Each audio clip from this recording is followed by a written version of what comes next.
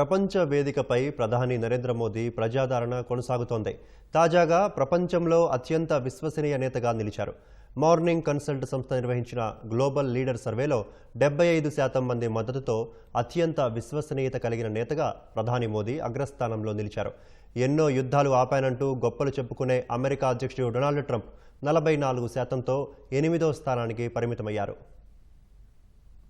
ప్రధాని నరేంద్ర మోదీ మరో ఘనత సాధించారు. ప్రపంచంలో అత్యంత విశ్వసనీయ నేతగా నిలిచారు. మార్నింగ్ కన్సల్ట్ సంస్థ నిర్వహించిన గ్లోబల్ లీడర్ సర్వేలో అత్యంత విశ్వసనీయత కలిగిన నేతగా మోదీ మొదటి స్థానంలో నిలిచారు. జూలై 4 నుంచి 10 మధ్య నిర్వహించిన సర్వేలో ఆయనకు 75% మంది మద్దతు ప్రకటించారు. ఆ వివరాలను బీజేపీ నేత అమిత్ మాలవీయ ఎక్స్లో పోస్ట్ చేశారు. భారతీయులతో పాటు ప్రపంచవ్యాప్తంగా మిలియన్ల మంది విశ్వసించే నేతగా ప్రధాని మోదీ అగ్రస్థానంలో నిలిచారని ఆయన కొనియాడారు.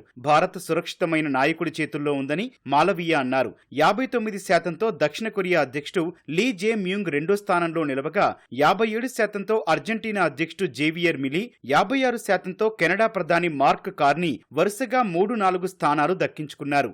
ఎన్నో యుద్ధాలు ఆపానంటూ గొప్పలు చెప్పుకునే అమెరికా అధ్యక్షుడు డొనాల్డ్ ట్రంప్ 44%తో 8వ స్థానానికి పరిమితమయ్యారు.